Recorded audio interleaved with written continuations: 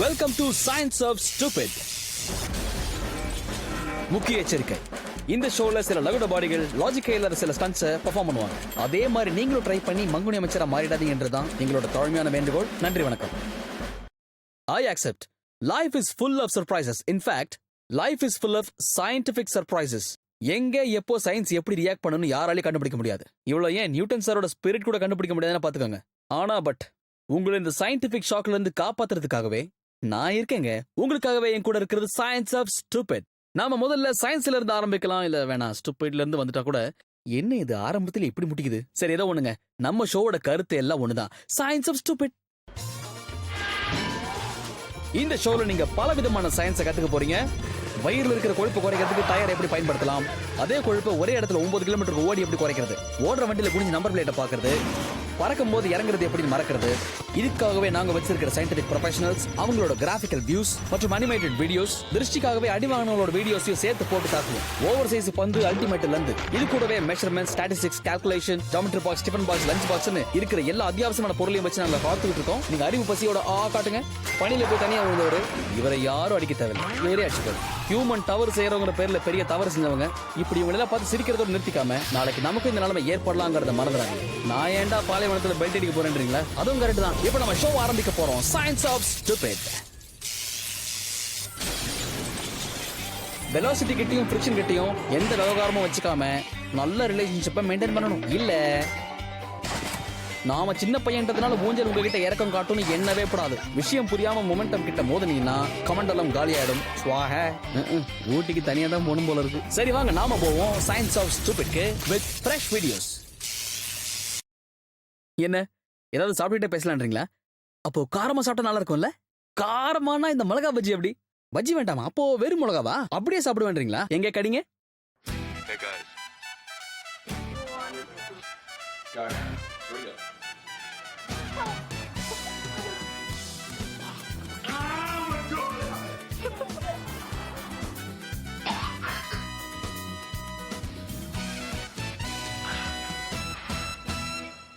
அப்புறம் பார்த்தாலே கபகபான்னு எரியுதுல, காரம் காத்து அடைக்குதா? ஒரு நிமிஷம், உங்க அவதி எனக்கு புரியுது. கொஞ்சம் பொறுமையா இருங்க. இதுக்கான மார்க்கத்தையும் நான் சொல்லிடுறேன். என்ன எதுன்னு சயின்ஸை கேட்போம். காரமா இருக்கிறதுக்கு காரணம் உங்க உணவு மட்டும் கிடையாது. அது நம்ம நாக்கில் உள்ள ரிசெப்டர்ஸை தூண்டும் போது உருவாகுது. இது பிசிக்கல் ஹீட்னால ஏற்படுற பெயினுக்கு ரெஸ்பாண்ட் பண்ணும். இந்த பர்னிங் எஃபெக்ட்டுக்கு காரணமா இருக்கிற கெமிக்கலுக்கு பேர் தான் கேப்சைசின். காரத்தினால வாயில ஏற்படுற எரிவை போக்குறதுக்கு பால் இல்லைன்னா ஆயில் இருக்கிற ஃபேட்டி சப்ஸ்டன்சஸ் பயன்படும். அது எதுக்காகன்னா ஆயில்ல இந்த கேப்சைசின் ஃபுல்லா டிசால்வ் ஆயிடும். ஆனா தண்ணியால இதை பண்ண முடியாது. அதனாலதான் எவ்வளவு தண்ணி குடிச்சாலும் காரம் குறையாம கண்ணு செவக்கிற அளவுக்கு காந்தல் தூக்கலா இருக்கும். ஸ்காவில் ஸ்கேல் அப்படின்னு ஒரு ஸ்கேல் இருக்கு. இதோட வேலையே எந்த சில்லியில எவ்வளவு கேப்சஸ் இருக்குன்னு நமக்கு தெளிவா அளந்து காமிச்சிரும். உதாரணத்துக்கு இப்ப நம்ம வீட்லயே செய்யற கறி எடுத்துக்கோங்களேன். அதுல இருக்கிற காரத்தை மெஷர் பண்ணி பார்த்தானா ஒரு 200 கூட தாண்டாதுங்க. ஆனா இதுல கவனிக்க வேண்டிய விஷயம், வேர்ல்ட்ஸ் ஹாட்டஸ்ட் சில்லியோட மெஷர்மெண்ட் எவ்வளவு தெரியுமா? I'm not worried.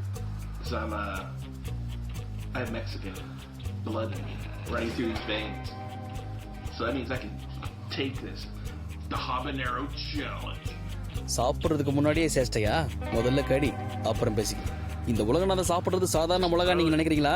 அதாங்க இல்ல, இது ஹாபினோரா சில்லி. ஸ்காவில் ஸ்கேலை வச்சு இதை அளந்து பார்த்தோம்னா காரத்தை குறைக்க கோவில சுத்துவோம். ஏன்னா அதோட மெஷர்மெண்ட் 3 லட்சத்தை தாண்டும். காரமா இருக்கு. இந்த நீலமேக சாமளவண்ண உரிய போறது ட்ரினிடாட் ஸ்கார்பியன் சில்லி. பேரை கேட்டாலே டெரரா இருக்கு. ஆள் இன்னும் கொஞ்ச நேரத்துல டர்ரு புருன்னுவாரு, கண்டுக்காதீங்க. உங்க நாக்கை வெளியே எடுத்து ஷூ பாலிஷ் போடுற மாதிரி தேய்ச்சாலும் சரி, காரம் ஒரு வாரத்துக்கு போவார். ஸ்காவில் ஸ்கேல் இதோட மெஷர்மெண்ட் 15 லட்சம். சும்மா ஷாக் அடிச்ச பூனை மாதிரி நாக்க தொங்க போட்டு தெருவா ஓடுவோம். அளவுக்கு மிஞ்சின காரம் சாப்பிட்டாலே இவர் மூஞ்சி அகவாரமாய் போச்சு. 4 நாளைக்கு ஆகாரத்தை நீங்க தொடவே கூடாது. இந்த அரக்காப்படி வாயை பிடிக்க போறது கோஸ்ட் சில்லி. சும்மா தோராயமா இருந்தாலே 10 லட்சத்தை எட்டி பார்க்குமா.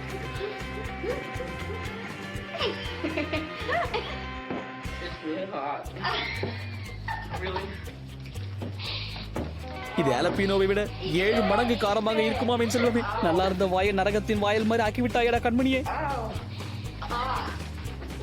இந்த மாதிரி கெத்து காட்டுறதுக்காகவே காரத்தை துண்ணுவங்க. அதை குறைக்கிறதுக்கு என்னெல்லாம் முயற்சி பண்றாங்கன்னு மட்டும் பாருங்க. ஒடா டம்ளர் ஒரு முடக்கல குடிக்கிறாங்க. இவரு குழாய் திறந்து விட்டு லொலலலாயின்றாரு. நீங்க நீர்வீழ்ச்சியிலே கொண்டு போய் வாயை விட்டாலும் சரி, கண்ட்ரோல் ஆகாது. ஏன்னா நான் ஏற்கனவே சொன்ன மாதிரி கேப்சைசன்ஸ் தண்ணியில டிசால்வ் ஆகாது. பால்வடி முகமாக இருந்தாலும் உன் மூளை பளிச்சென்று வேலை செய்கிறதா. கேப்சேஷன்ஸ் ஃபேட்லயும் ஆயிலையும் டிசால்வ் ஆகும். அப்படி இல்லைன்னா பிரெட்ல வெஜிடபிள் ஆயில சேர்த்தாலும் உடனடியாக டிசால்வ் ஆகும். எதுவும் கிடைக்கலன்னா கப்புன்னு பால் எடுத்து குடிச்சணும். என் வயிற்றுல பாலை வார்த்தை அப்படிங்கிற வார்த்தைக்கு இப்பதான் பையனுக்கு அர்த்தம் தெரியுது. அப்புறம் தம்பி இன்னொரு மிளகா மிச்சம் இருக்கு. ஒன்னும் வருத்தப்படாத, தமிழ்ல காரத்துக்காக இன்னொரு கவிதை ஒண்ணு வச்சிருக்கேன். சரி சரி விட்டு சொல்ல. இன்னைக்கு நம்ம ஷோவோட ஸ்டார்டிங்கே கொஞ்சம் சமகாரமா இருந்தது இல்ல? அதுக்கு என்ன பண்ண முடியும், காரத்துல தானே ருசி இருக்கு. சரி விடுங்க, ஹார்ட் பார்த்தாச்சு. இப்போ உங்களுக்கு லைட்டான விஷயத்தை காட்ட போறேன். சினமன், இந்த பேர் தெரியும்ல, இத பாருங்க.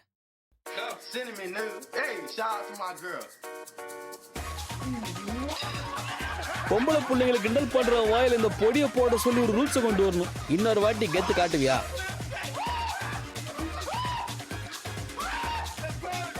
சினமன்ங்கிறது ஒரு டைப் ஆஃப் பவுடர். அதை சாப்பிட்டா டக்கு நம்ம நாக்குல ஒட்டிக்கும். இன்னொரு மகிழ்ச்சியான விஷயம் என்னன்னா, கேப்சேஷன் மாதிரி இந்த சினமன் அவ்வளவு சீக்கிரம் டிசால்வ் ஆகாது. என்ன கொஞ்ச நேரத்துக்கு மூக்கு வாயிலிருந்து நெருப்பு வர மாதிரியே இருக்கும், வேற ஒண்ணும். ஏற்கனவே தலை கரண்ட் ஷாக் அடிச்ச மாதிரி இருக்கு. அதை தொட்ட நீ கெட்ட. ஆல் ரைட்டா? ஆல் ராங் ஆயிடும். ஸ்பூன்ல சாப்பிட்ட உடனே நாக்கு சுழட்டிக்கிச்சு. நீ கரண்டில வேற நாட்டுற, அப்புறம் சுரண்டி எடுத்தாலும் வராது. அடுத்து மந்திரம் போட்டு மறைய போறாங்க போல இருக்கு. போ ஆத்தா, நீ வந்திருக்கிற காரணத்தை சொல்ல ஆத்தா. நாங்க உங்களுக்கு என்ன குறை வச்சோம்? அடே அப்பா, இது வாயா இல்ல பாயா? நான் ஆரம்பத்திலே சொன்னேன், சில்லி மாதிரி இந்த சினமன் அவ்வளவு சீக்கிரம் தண்ணியில கரையாது, அதனால காரம் குறையாது. வாய் கபகபா நெடியும் போது எது சொன்னாலும் புரியாது. ஆத்தா, ஆனா ஒண்ணு, நம்ம ஷோவை பொண்ணு பொறுச்சுங்களா பாக்குது. நீ உன் பல்ல மட்டும் காட்டாத ஆத்தா. முக்கியமான மேட்ரு, சலைவால இந்த சினமன் கரையாதனாலதான் இந்த பாம் எஃபெக்ட். ஆத்தா கார்ல வந்துருச்சு, எல்லாரும் கணத்துல போட்டுங்க.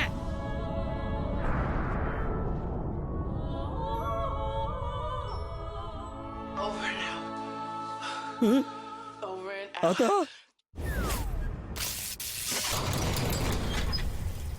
இப்ப நாம பார்க்க போறது டிராப்பிங்ஸ் பத்தி. இத பண்ண போற இடம் ஜெயண்ட் ரேம்போட எட்ஜ்ல இருந்து, அதுவும் ஒரு சின்ன உடன் போர்டுல நின்னுட்டு பண்ணுவாங்க. என்னங்க, இது ஏற்கனவே சொல்லிட்டேனா?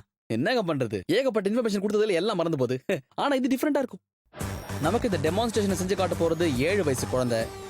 இந்த வாண்டு பையன் பெண்டுலம் மாதிரி ரேம்ப்ல இங்கேயும் அங்கேயும் போறத பாத்தீங்களா? வீல் சேர் வச்சு கூட என்னால பண்ண முடியும்னு ஒரு செஞ்சு காட்டுறாரு. இவரோட சாதனைக்கு தன்னம்பிக்கைக்கும் நம்மளோட சல்யூட். தம்மா துண்டு குழந்தை என்னமா பண்ணுச்சு. போய் அந்த பையன் கத்துக்க போ. உடனே குபுக்குன்னு சிரிச்சிடாதீங்க. உங்களுக்கு வயசாகி நீங்களும் இதே மாதிரி ஒரு அட்டெம்ப்ட் அடிக்கலாம். ஆனா வருத்தப்படாதீங்க, சயின்ஸோட அருள் இருந்தா சர்வ சகலமும் கிட்டும். டிராப்பிங்கோட பெண்டுலம் மோஷன் நீங்க கண்ட்ரோல் பண்றதுக்கு ஸ்கேட்ல இருக்க மொத்த ஃபோர்ஸும் டிபெண்ட் பண்ணி இருக்கிறது சென்டர் ஆஃப் கிராவிட்டி மற்றும் போர்டு. இந்த மாதிரி நீங்க விளையாடும் போது போர்டு மேல உங்க பாடி 90 டிகிரிஸ்ல இருக்கணும். இதுல நீங்க லைட்டா சாய்காந்து அடிச்சாலும் டிஸ்பேலன்ஸ் ஆகி சறுக்கிட்டே போவீங்க. கடைசி ஒரு வாட்டி மூக்கு தொட்டு பார்த்துக்கிட்டு முன்னாடி சாயறத பத்தி யோசிங்க. ஏன்னா ஃபர்ஸ்ட் அதான் லேண்ட் ஆகும். ரேம்ப்ல ஏதாவது ஒரு தடை ஏற்பட்டதுன்னா போர்டுக்கு எந்த பிரச்சனையும் இல்லை, அது அங்கேயே தான் இருக்கும். நாம தான் கேப்பார் இல்லாம கிடப்போம். ஆனா இந்த வெர்டிகல் ரேம்ப்ல இருந்து நீங்க கீழே இறங்கணும்னு நினைக்கும் போது எனக்கு புரியுது, அந்த டைம்ல நீங்க லைட்டா சாய வேண்டிய நிலைமை வரும். ஆனா எதுக்குமே ஒரு அளவு இருக்கு. ஒவ்வொரு அளவுக்கு பின்னாடி ஒரு விளைவு இருக்கு. இதுக்கு மேல எது கேட்கணும், நாம வீடியோ பார்க்கணும். சில பேருக்கு உரைக்கணுங்கிறதுக்காக நாங்க பிடிச்ச சில உதாரண புருஷர்கள். நம்ம அட்டெம்ப்ட் பண்றோங்கிறதுக்காக அடியில டிஸ்கவுண்ட் எல்லாம் கிடைக்குமா? முதல்ல இவங்க 90 டிகிரி ஆங்கிளையே மெயின்டைன் பண்ணல. அப்புறம் சென்டர் ஆஃப் கிராவிட்டி கூட இருக்க வேண்டிய இடத்துல இல்ல. எவ்வளவு சிம்பிளா அடி வாங்கினாங்க. ஆனா இவங்களோட ஒரே கவலை, இப்ப மூஞ்சில பேன் கேக் போட முடியாது. ஒன்லி டீச்சர் தான். ஏய் கூட டியூட்டியை முடிச்சுட்டு வீட்டுக்கு போயிருக்கோம். ஆனா பிராக்டிஸ் பண்றன்ற பேர்ல இவர் ஆர்வத்தை பாத்தீங்களா? ஓ மை கோஸ்ட், இவர் ஒழுங்கா தான் ஆரம்பிச்சாரு. ஆனா இந்த மஞ்சா கோட்டை நெருங்கும் போது கொஞ்சம் முன்னாடி சாஞ்சா இருப்பாங்க. அங்கதான் இவருக்கு கழுவி குங்கும மஞ்சா வச்சாங்க. 90 டிகிரியை மெயின்டைன் பண்ணியானா எக்ஸ்ட்ராவா ஒரு 90 போட்டு 180 டிகிரில போய் விழுந்தாரு. இப்ப ஹாஸ்பிட்டலுக்கு காலை 45 டிகிரில தொங்க விடுவாங்க. அடப்பாவி, நீ விழுந்ததுல உன் ஃப்ரெண்டுக்கு என்ன சந்தோஷம் பாரியா. பா, இவர் எவ்வளவு அழகா பண்றாரு பாருங்க. ஒரு வாட்டி சயின்ஸோட ட்ரிக்கை புரிஞ்சுக்கிட்டீங்கன்னா கலக்கலாம். ஆனா பர்ற கண்ணா, வெயில் ஜாஸ்தியா இருந்தா மூளை இப்படிதான் வேலை செய்யும். Note this point. சறுக்கு விளையாடுற இடத்துல கிறுக்குத்தனமா வேலை பார்க்கலாமா? நீங்க அடிப்பட்டதுக்கு டாக்டர் அப்புறம் பார்க்கலாம். முதல்ல பைத்தியத்துக்கு வைத்தியம் பார்க்கற பைத்தியக்கார வைத்தியரை ஒரு வாட்டி பாருங்க. கண்ணா, நீ என்ன சின்ன குழந்தையா? சில்ட்ரன்ஸ் பார்க்ல வந்து இப்ப சில்லற வர்ற. ஆனா உன்னை தூக்குறதை விட வீடியோ எடுக்கிறது தான் தனக்கு முக்கியம் காட்டுறான் பாத்தியாடா. படிக்கட்டுல இருந்து விழுறதுக்கு முன்னாடி உன் மணிக்கட்ட ஒரு வாட்டி பாத்துக்கப்பா. நேரம் மோசமா இருக்குமே. யாருமே இல்லாத இடத்துல யாருக்கிட்ட ஆசீர்வாதம் வாங்குற? ரேம்ப்ல பண்றவங்களுக்கு ஸ்கேட்டிங் எப்படின்னு சொல்லி தரலாம். ஆனா இப்படி வீம்ப்ல பண்றவங்களுக்கு நான் என்னத்தடா சொல்றது?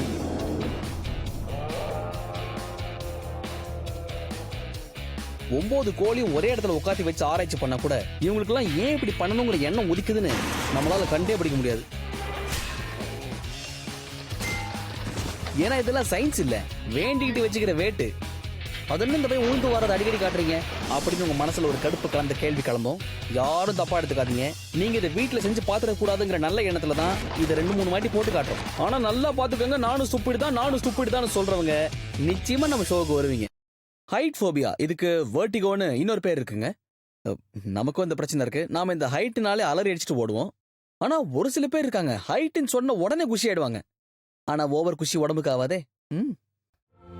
இப்படி இவங்க ஜாலியா போறதுக்கு காரணம் ஜிப் வயர்ஸ். இந்த ரோப்ஸோட உதவியால தான் இவ்வளவு உயரத்துல இருந்து இயற்கையோட அழகை ரசிக்க முடியுது. வெர்டிகோன்ற பிரச்சனை உள்ளவங்க இது கிட்ட கூட போயிடாதீங்க.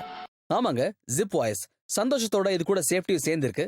இதுல உள்ள சந்தோஷத்தை என்ஜாய் பண்றதுக்கு முன்னாடி இதுல இருக்க சயின்ஸ் கொஞ்சம் தெரிஞ்சுக்கிறது மிக முக்கியமான ஒரு விஷயம். ஜிப் வயர்ஸ்ல நீங்க இந்த மாதிரி பயணம் பண்றதுக்கான காரணம் கெட்டனரி. இது ரைடர் மற்றும் கேபிளோட வெயிட்னால உருவாகிறது. உங்க பயணத்தோட முடிவுல கெட்டனரியோட ஆங்கிள் மேல் நோக்கி இருக்கும். அதனால பயணத்தோட முடிவுல ரைடரோட வேகம் குறைஞ்சு அதை நிறுத்துறதுக்கான பெர்ஃபெக்ட் டைமிங் கிடைக்கும். இதுக்காகவே எல்லா ஜிப் வயர்ஸோட அமைப்பையும் பாத்தீங்கன்னா கொஞ்சம் கீழ் நோக்கி இருக்கும். சரி, இந்த ஜிப் வயர்ஸை நீங்க என்ஜாய் பண்ணணும்னு நினைச்சீங்கன்னா இந்த ஒயருக்கு அதிகமான வெயிட் நீங்க கொடுக்க கூடாது. அதே மாதிரி குறிப்பிட்ட ஆங்கிள் கீழே நீங்க போயிடக்கூடாது. இதை மீறினா விஷயம் தலைகீழ மாறிடும். அப்புறம் உங்க பயணத்துல எந்த பயனும் இல்லாம போயிடும். இங்க செட்டப் கரெக்டா இருக்கு, எல்லாம் கரெக்டா போற மாதிரி தெரியுது. ஆனா செட் பண்ண ஆங்கிளோட டிகிரி ரொம்ப இறக்கமாய் போச்சு. அதை டக்குன்னு எந்திரிங்க, வெயில் அடிக்குதுல. இதுல இன்னொரு முக்கியமான பாயிண்ட், 4 டிகிரில 1 டிகிரி ஜாஸ்தியான கூட உங்க வேகம் கூடுதலாயிடும். இங்க அந்த பிரச்சனை தான் போயிட்டு இருக்கு. வேகம் கூடி குட்டையில விழுந்தாங்க அக்கா. நல்ல வேலை கரெக்டா தண்ணி இருந்தது. நாம ஆங்கிள், ட்ரஜெக்டரி, டிகிரின்னு எவ்வளவுதான் சொன்னாலும் இப்படிதான் குதிப்பேன்னா நம்ம என்ன பண்ண முடியும்? இதுக்கு எதுக்கு ஜிப் வயர் இவ்வளவு பில்டப்? நேரா குதிக்க வேண்டியதானே. நல்லா உருளு. இந்த ஜிப் வயர்ல வெயிட் டெஸ்ட்ங்கிறது ரொம்ப முக்கியமான விஷயம். வெயிட் ஜாஸ்தி ஆச்சுன்னா அவ்வளவுதான், ஜிப் வயர் தொங்க ஆரம்பிச்சிடும். வெயிட்டை பத்தி கொஞ்சம் கூட கவலையப்படாம வயிற்றுல முட்டி நின்னாரு. அப்படி இதை பத்தி கவலைப்படாம சிரிக்கிற பத்தியா? வயிறு வலிக்க சிரிக்கிறதுன்னு இதான் போல இருக்கு. அப்படியே சிரிச்சிங்க சயின்ஸை படிச்சிரு. வீட்டுல இருக்கிற வேலையை விட்டுட்டு காட்டுல வந்து கைத்துல தொங்கணும்னு ஒரு தலையெழுத்து. இவ்வளவு வேகமா வர இந்த மனுஷன் எப்படி நிப்பாருங்கிறதா உங்க கேள்வி. இப்ப அண்ணன் காட்டு வர பாருங்க, 2 காலையும் வீழ்ச்சி மரத்துல அண்டை கொடுத்தா வேலை முடியுது. இவருக்கு இதான் பிரேக்கிங் பாயிண்ட்.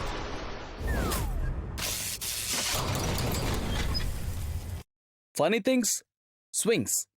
நோ டவுட், ஊஞ்சல் ஆடுறது ஜாலியான விஷயம் தான். வழக்கமா எல்லா குழந்தைங்களுக்கும் பிடிக்கும். குழந்தைங்களை விட பெரியவங்களுக்கு ரொம்ப பிடிக்கும். குழந்தைங்க விளையாடுற ஊஞ்சல் இப்படி ஓவர்லோடு போட்டு உடச்சிட்டே இது நியாயமானு கேட்கறேன். உன்னை கண்டிப்பா எந்த பார்க்லயும் சேர்க்க மாட்டாங்க. ஒண்ணு இல்ல, குழந்தைங்க விஷயம் கொஞ்சம் கொந்தளிச்சிட்டேன். அது மட்டும் இல்ல, குழந்தைங்களா இருந்தா என்ன, பெத்தவங்களா இருந்தா என்ன, ஊஞ்சல உட்கார்றது பெரிய பிழை இல்லை. ஆனா ஊஞ்சல் ஆடிட்டு கீழே இறங்கணும்ல, அதுக்கு நிச்சயமா சயின்ஸ் தேவை. இத பாருங்க. ஊஞ்சல்ல கிரியேட் ஆகிற மோஷன் அது கீழே இருக்கிற சென்டர் ஆஃப் கிராவிட்டி மற்றும் அதோட செயினால உருவாகுது. இது ஒரு பெண்டுலம் மாதிரி ஒரே டைரக்ஷன்ல நீங்க போயிட்டு வரதுக்கு உதவுது. ஊஞ்சல் ஆடிட்டே இருக்கும்போது நீங்க கீழே இறங்கணும்னு முடிவு பண்ணிட்டீங்கன்னா நீங்க லான்ச் ஆங்கிள் மற்றும் வெலாசிட்டிக்கு பின்னாடி இருக்கிற ஆங்கிளை கரெக்டா அளந்து வச்சுக்கணும். நீங்க ரொம்ப உயரத்துல இருந்து குதிக்கணும்னு ஆசைப்பட்டீங்கன்னா அப்போ உங்களுடைய ட்ராஜெக்டரி நிச்சயமா நேரா இருக்காது. அதே மாதிரி டவுன்வர்ட் ஸ்விங்கோட எனர்ஜி வெலாசிட்டியா கன்வெர்ட் ஆகும். அதனால ஊஞ்சல் கீழே இறங்கும்போது நீங்க குதிக்க முயற்சி பண்ணீங்கன்னா நிச்சயமா தூக்கி வீசப்படுவீர்கள். இப்போ உங்களுக்கு புரிஞ்சிருக்குமே. ஆனா ஊஞ்சல்ல இருந்து எப்படி விழக்கூடாது அப்படிங்கிறதுக்கான வீடியோ எங்க கிட்ட இருக்குங்க. வாரே வா. இதை பார்த்து நீங்க சிரிக்கணுங்கிறதுக்காக தான் காட்டுறோம். சோ ப்ளீஸ் இதை எங்கேயும் ட்ரை பண்ணாதீங்க. ஊஞ்சல் ஆடுறது பெருசு இல்ல, ஆனா இறங்கும் போது ஏடா கூடமா எதுவும் ஆகாம பாத்துக்கணும். ஊஞ்சல் நிக்கிறதுக்குள்ள அர்ஜென்டா எதுக்கு நீ கீழே இறங்குன? லான்ச்சிங் ஆங்கிளை கவனிக்காம சீட்டை விட்டு எஞ்சிங்கன்னா மூக்கு வாயெல்லாம் தேய்மானமா இருக்கும். வாவ், என்ன அழகா பையன் ஸ்விங் பண்றான். Very nice. ஆனா என்ன பிரச்சனைனா ஊஞ்சலுக்கும் தாலாட்டுக்கும் பையனுக்கு வித்தியாசம் தெரியல. 3வது ஆட்டிலே வாங்கிட்டான். யாரும் பதறாதீங்க. இந்த பங்கத்தோட எப்படி நம்ம உலகத்தை ஃபேஸ் பண்றது அப்படின்னு பயந்து பையன் அங்கேயே குப்பரடிச்சு படுத்துட்டான். குழந்தைங்க எப்பவும் பெரியவங்களோட இருக்கிறதா சேஃப் நினைப்பாங்க. ஆனா இவரை நம்பி இந்த குழந்தை ஆரம்பிச்சான்னு தெரியல. ஆசாசியா பெத்த பிள்ளைய பார்க்கல எப்படியா தூக்கி போட்டு விளையாடுறது. என்னடா ஒரு பையன் ஊஞ்சல்ல இருந்து எகிரி வந்து விழுந்தானே, அவனை தூக்கணுங்கிற எண்ணம் கொஞ்சம் கூட வரல. ஒரு பதட்டம் இல்ல. புள்ளைய கையை கொடுத்து தூக்காம பக்கம் சிரிக்கிறீங்க. லோயஸ்ட் பாயிண்ட்ல ஜம்ப் பண்ணும்போது வெலாசிட்டி அதிகமா இருந்தாலும் ஹைட் ரொம்ப கம்மியா போச்சு. ஒருவேளை ஒரு 45 டிகிரிஸ்குள்ள குதிக்க முயற்சி பண்ணியிருந்தாருன்னா இவருக்கு பெர்ஃபெக்ட் ட்ராஜெக்டரி கிடைச்சிருக்கும். அது மிஸ் ஆனதுனால பெர்ஃபெக்ட் ட்ராஜடி ஆகி போச்சு.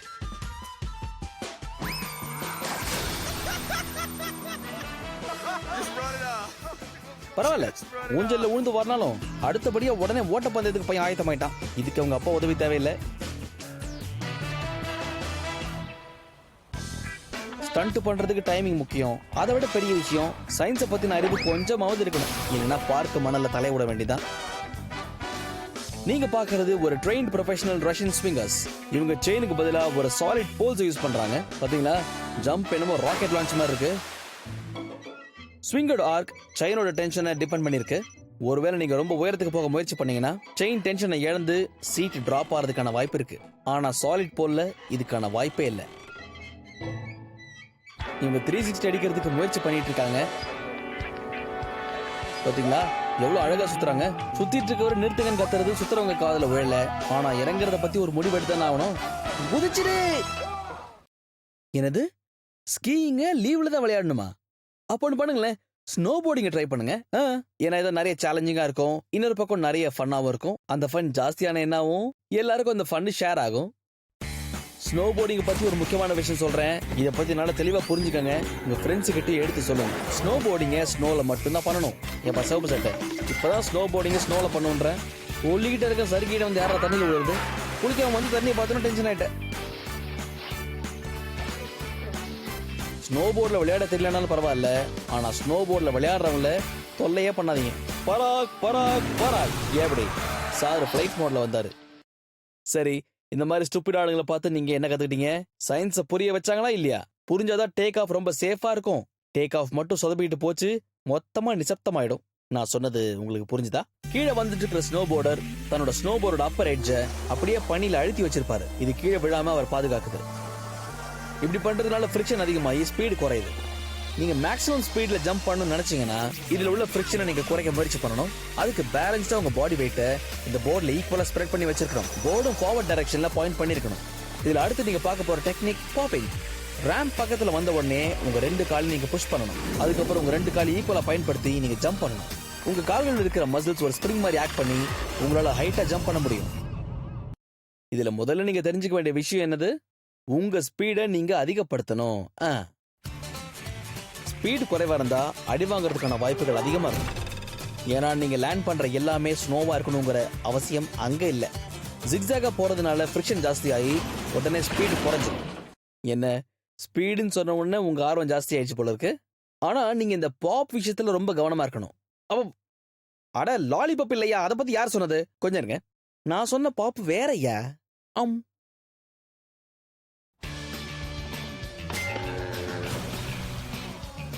பாப் பண்றேன் டாப்பை கட்டிட்டாரு.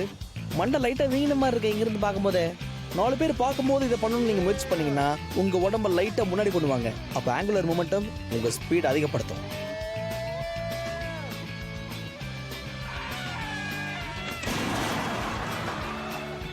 இதுல எகிரி ஊழல் முடிவு பண்ணதுக்கு அப்புறம் ஃபிரிக்ஷன் ஆகுது, ஆங்குலர் மொமெண்டம் ஆகுது. நம்ம கிட்ட இன்சூரன்ஸ் இருக்குல்ல. என்னது, பனியில விழுறதுக்கு தனியா இன்சூரன்ஸ் போடணுமா?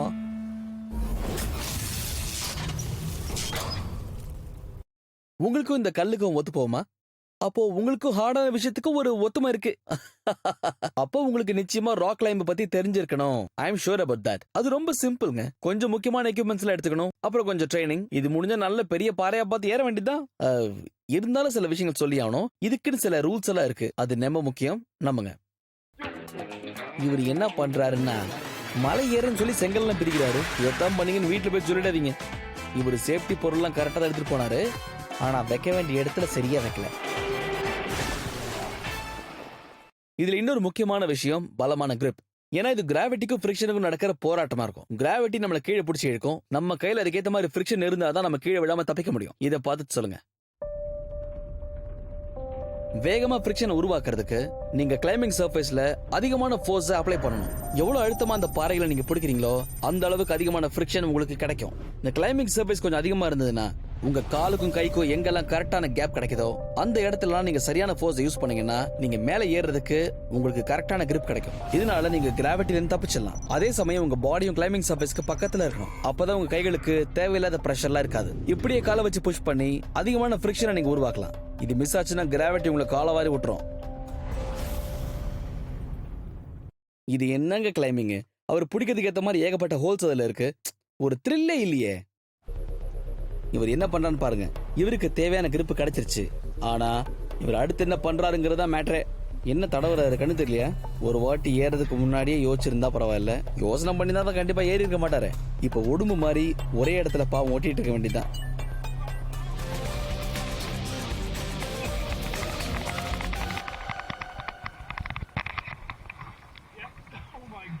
கரெக்ட், அதான் இப்ப பார்த்தமே. வெர்டிகல் கிராக்ல இந்த ஃபிரிக்ஷன் ரொம்ப முக்கியம். இதுக்கு நீங்க ஒரு ஹாரிசான்டல் ஃபோர்ஸ் உருவாக்கணும். அந்த கிராக்கை பிடிச்சி நீங்க இழுத்தீங்கன்னா உங்களுக்கு தேவையான ஃபோர்ஸ் கிடைக்கும். அதே சமயத்துல காலை வச்சு நீங்க புஷ் பண்ணலாம்.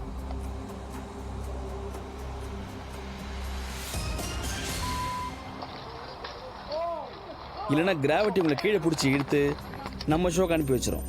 மேக்ஸிமம் ஃபோர்ஸ் யூஸ் பண்ணாதான் ஃபிரிக்ஷன் உருவாகும்னு அப்பவே சொன்னேன். அந்த கிராக்கோட கேப்ல உங்க காலை விட்டு முடிஞ்ச அளவுக்கு நீங்களும் புஷ் பண்ணணும். ஆனா இவர் ஒரு கட்டத்துல தன்னோட கால்களுக்கு கொஞ்சம் ரெஸ்ட் கொடுத்தாரு. அவ்வளவுதான், ஃபிரிக்ஷன் குறைஞ்ச உடனே மாம்பழம் மாதிரி மலையில இருந்து உருண்டு விழுந்தாரு. நைட்ல உங்க கேர்ள் ஃபிரெண்ட் வீட்டுக்கு போகணும்னு முடிவு பண்ணிட்டீங்கன்னா பகல்ல இந்த மாதிரி பிராக்டிஸ் பண்ணாதீங்க. ஏன்னா பாழா போன மனசு பாதியிலே மாறினாலும் மாறும். இவ்வளோ மேல போனதுக்கு அப்புறம் எதுக்கு காலை வச்சு அளக்குற? கீழே வர்றதுக்கு வேற டெக்னிக்கே இல்லையா? கேர்ள் ஃபிரெண்ட் இம்ப்ரெஸ் பண்ணி காட்டணும் ஒரு ஆர்வத்துல சயின்ஸை கோட்டை விட்டாரு டேமியன். 2 காலோட ஃபோர்ஸ்னால செவுத்துல மேனேஜ் பண்ணி நின்னவரு ஒரு காலை தொங்க விட்ட உடனே மொத்தமா எல்லாம் சேர்ந்து கீழே வந்துருச்சு. நல்லா பாத்தீங்களா? கேர்ள் ஃபிரெண்ட் இம்ப்ரெஸ் பண்றேன்னு கழுத்தை கம்ப்ரஸ் பண்ணிக்காதீங்க. இதுல ஏறும்போது முடிஞ்ச அளவுக்கு செவுத்துக்கு அகைன்ஸ்டா நீங்க எந்த அளவுக்கு புஷ் பண்றீங்களோ உங்களுக்கு அந்த அளவுக்கு ஃபிரிக்ஷன் கிடைக்கும். உங்க பாடி வெயிட் கூட கிராவிட்டில இருந்து தப்பிக்கிறதுக்காக எவ்வளவு முயற்சி பண்ணும். இவ்வளவு தூரம் ஒழுங்கா ஏறின டேமியன் என்ன நினைச்சு ஒரு கால தொங்க விட்டாருன்னு தெரியல. தான் நினைச்சதை சாதிப்பண்ணு ஒத்த கால அங்க போய் நின்று அடம் பிடிச்சாரு. அதனால தர்மாஸ்பத்திரியில இடம் பிடிச்சாரு. ரிசல்ட் கொஞ்சம் ஆயிடுச்சு. சரி, இத பார்த்து என்ன சொல்லுவேன்னு உங்களுக்கே தெரியும். தயவு செஞ்சு செகண்ட் ஃப்ளோர்ல இருக்கிற பொண்ணை லவ் பண்ணாதீங்க. அப்படியே பண்ணாலும் படிக்கட்டில் ஏறி போங்க.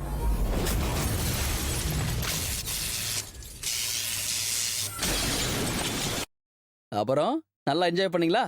ஊஞ்சல் ஆடினவங்களா இருக்கட்டும், இல்ல ஸ்னோ ஸ்போர்ட்ஸோ ஸ்கீயிங்கா இருக்கட்டும், அது ராக் கிளைம்பிங்கோ இல்ல கிச்சன்ல இருக்க சில்லியோ, இப்படி சகலத்திலயும் சயின்ஸ் கலந்துருக்கு. இப்படி தூண்லயும் துரும்புல இருக்கிற சயின்ஸை ஃபர்ஸ்ட் புரிஞ்சுக்காங்க. உங்க லைஃபையும் ஈஸியா மாத்துங்க. இது நீங்க படிக்கும் போது ஏதாவது தவறு நேர்ந்திருந்தா அதை நீங்க பெருசா எடுத்துக்காதீங்க. Take it easy. ஏன்னா சயின்ஸ் ஆஃப் ஸ்டூபிட் தான் இருக்குல்ல. இங்க வாங்க, இந்த ஷோவை பாருங்க, எல்லாத்தையும் தெரிஞ்சுக்கங்க. Good bye.